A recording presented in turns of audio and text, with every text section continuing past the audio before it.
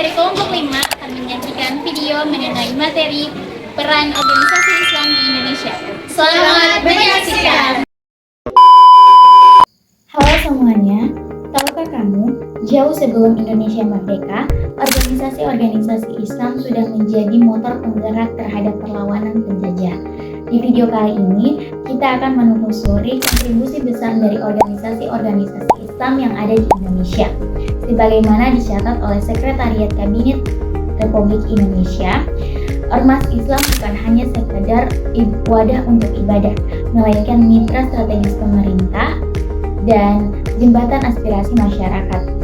Dari perjuangan kemerdekaan oleh Syarikat Islam hingga transformasi pendidikan oleh Muhammadiyah dan Nahdlatul Ulama.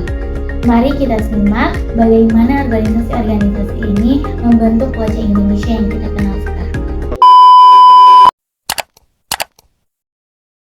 Jematul Anwar adalah sebuah organisasi kemasyarakatan Islam di Indonesia yang bergerak di bidang pendidikan, sosial, dan dakwah.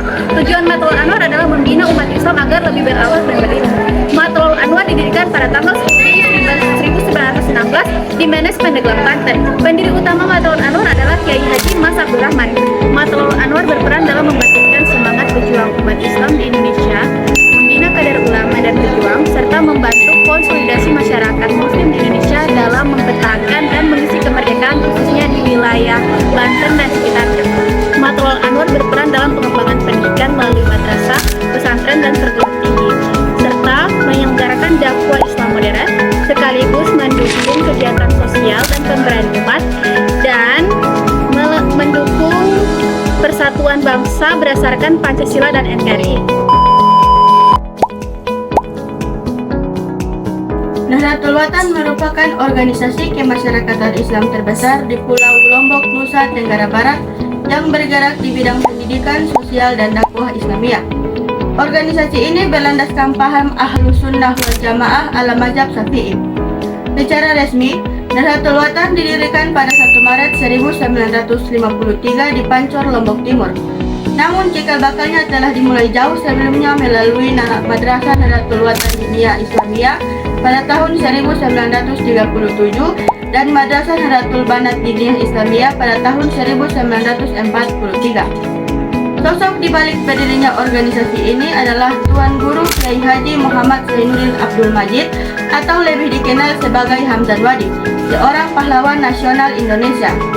Pasca rekonsiliasi tahun 2021, kepemimpinan Nahdlatul Watan kini diteruskan oleh dua cucu pendirinya dalam dua organisasi bersaudara, yakni Raden Tuan Guru Bajang Kiai Haji Lalu Gede Muhammad Zainuddin Atsani dan Dr. Tuan Guru Bajang Muhammad Zainul Masdi.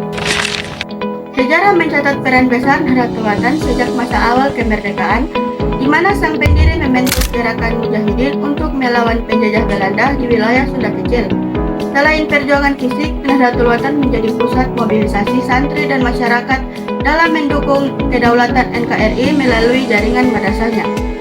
Di era modern, Nahdlatul Watan terus berkembang dengan mengelola ribuan lembaga pendidikan, panti asuhan, dan perguruan tinggi di seluruh Indonesia.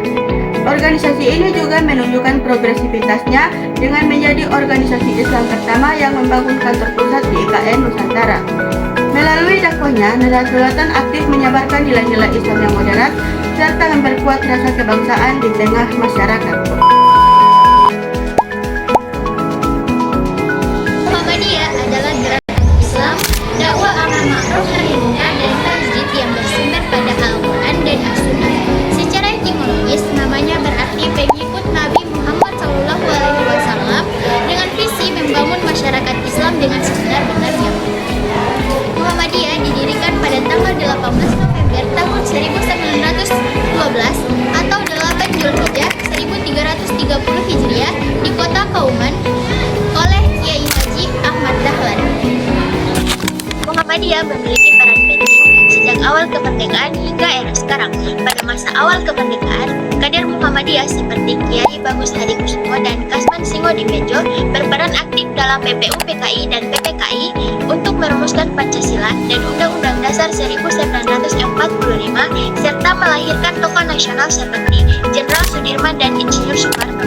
Di era sekarang, Muhammadiyah melanjutkan perannya melalui strategi Islam berkemajuan untuk mengelola amal usaha seperti sekolah, universitas, rumah sakit, serta aktif dalam bidang kemanusiaan seperti FTMC.